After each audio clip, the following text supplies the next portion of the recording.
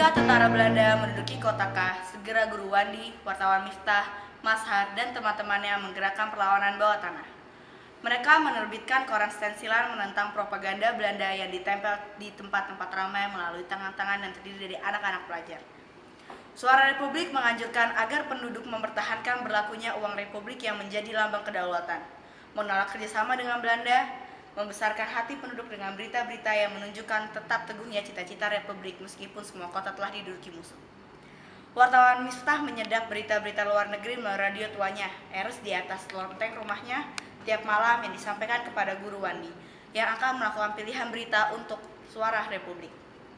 Hari ini datang surat gubernur untuk Guru Wandi yang dibawa kurir lewat wartawan Miftah. Esok Suara Republik akan muncul untuk pertama kalinya. Itulah hari pertama Hendra dicoba keberaniannya membawa dokumen penting melintasi jembatan yang dijaga musuh. Sudah siap, Hen? Siap, Paman. Hendra ingin seperti Ahmad yang telah berulang kali dipercaya membawa surat rahasia melintasi jembatan yang dijaga tentara Belanda. Jembatan dua itu satu-satunya jalan yang menghubungkan kota timur dan kota barat yang telah diduduki Belanda sejak 6 bulan yang lalu. Perahu tambang sudah tidak lagi dipakai karena sudah terlalu banyak yang ditenggelamkan oleh Belanda, dan sudah tak ada lagi orang yang berani menyeberangi pengawan dengan perahu. Yang kau bawa ini surat yang amat penting dari Bapak Gubernur sama Dikbud untuk Guru Wandi. Ditaruh di bawah keranjang yang berisi mangga. Membawa barang rahasia seperti ini amat berbahaya, Hen. Kalau tertangkap, kau bisa dijebloskan dalam tahanan. Apa betul kau tidak takut? Tidak, Paman. Saya sudah siap. Bagus. Ahmad akan mengikuti dari belakang dengan sepeda juga. Hendra menuntun sepedanya keluar halaman. Di atas bagasi ada sekeranjang mangga golek. Di bawah buah-buahan itulah ditaruh surat rahasia gubernur untuk Guru Wandi yang kelak akan terkenal sebagai pimpinan barisan bawah tanah melawan Belanda di kota K. Dengan bismillah, Hendra meloncat ke atas sadel. Dadanya terasa mekar. Ia ingin teman-temannya menyaksikan bahwa dia benar-benar telah dipercaya untuk suatu pekerjaan besar menyelamatkan surat rahasia, dan tak ada lagi orang yang memandangnya sebagai anak yang masih ingusan. Beberapa langkah di belakang, Ahmad mendayung sepedanya dengan kecepatan yang sama. Ada rasa aneh yang menjalari tubuh Hendra. Tambah dekat dengan jembatan, detak jantung bertambah terasa memukul dada. Napas terasa senggul, sedang kedua kakinya seperti tidak bertenaga. Apalagi sesudah serdadu Belanda jelas sosoknya berdiri di ambang jembatan dengan senjata stand.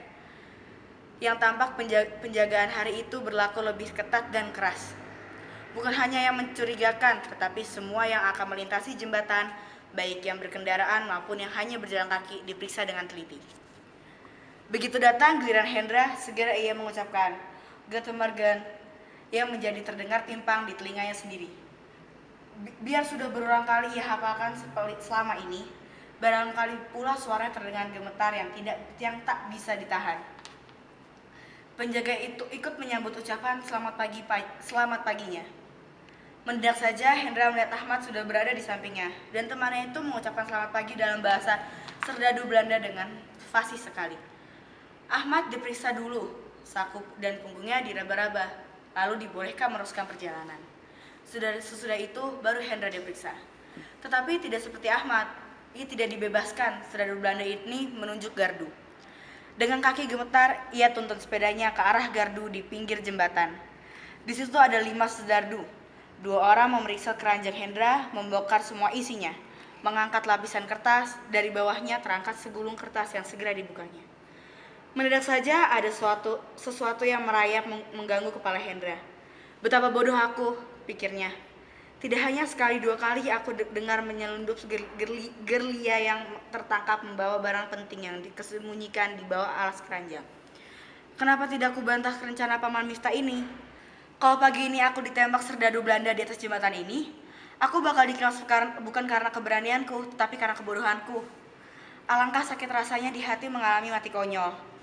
Aku sudah sering dengar dari Paman Miftah berbicara kepada anak-anak bahwa keberanian saja tidak cukup, ia harus diikuti dengan pikiran dan kerjanya otak. Apa ini? Tanya serdadu dengan pandang matanya yang biru. Kalau Paman Miftah mengajarkannya buat berani menentang mata lawan, Hendra sungguh tak bisa melakukannya. Cuman selintas saja ia bisa menatap matanya yang biru lalu menunduk.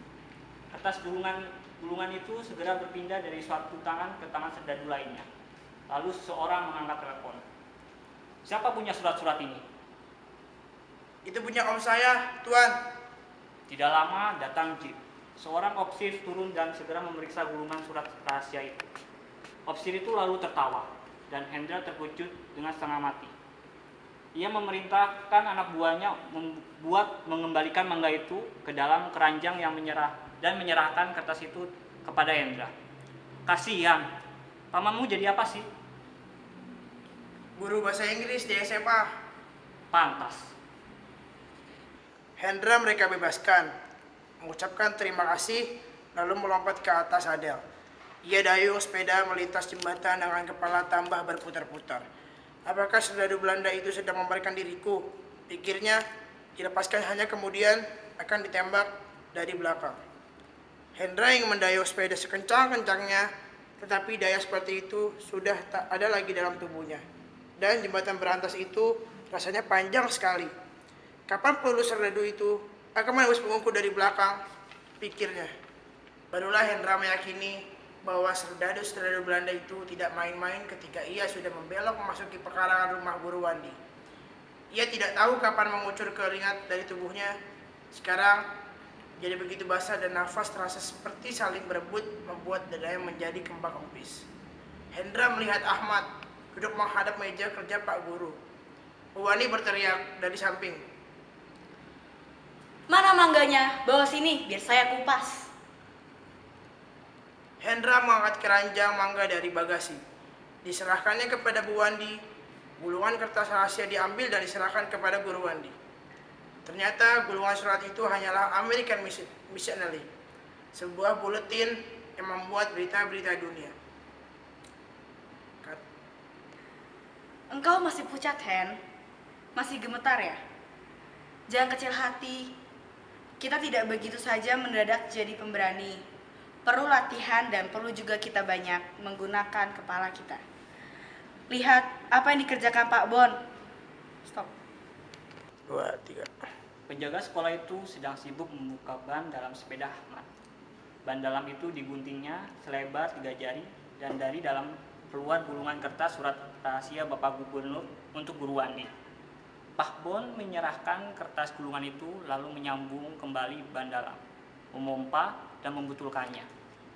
Dengan cara itulah Paman Miftah, wartawan merdeka satu-satunya di kota Kah, selalu dapat meloloskan perintah gubernur melewati jembatan yang dijaga oleh tentara Belanda dengan ketat.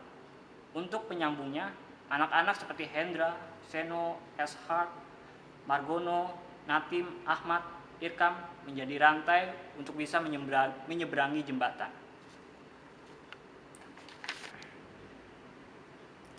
Peran yang kau lakukan hari ini menciptakan peluang bagi Ahmad untuk tidak begitu dicurigai lawan dan bisa leluasa melewati penjagaan. Sedang dialah sesungguhnya yang membawa surat rahasia itu di dalam dan ban sepedanya. Engkau yang diduga serdadu Belanda menyimpan dan mensembunyikan sesuatu ternyata tidak membawa apa-apa. Biar demikian, peran yang kau lakukan bukannya tidak penting karena kalian berdua telah melakukannya dengan baik. Pagi itu, mereka menikmati buah mangga yang sudah disiap kupas oleh Bu Wandi dengan segembira. Malam harinya, tengah malam semua pos Belanda mendapat gangguan, hingga suara senjata ramai sekali. Esoknya, orang-orang bisa disaksikan banyak selebaran yang ditempel di dinding hasil kerja Guru Wandi dan anak buahnya. Itulah suatu hari di bulan Februari 1949, hari lahirnya Suara Republik. Satu-satunya koran stensilan yang pernah terbit dan di daerah penduduk Belanda, yang dirayakan dengan mengingatkan seluruh penduduk kota bahwa Republik masih mampu mengadakan perlawanan terhadap musuh.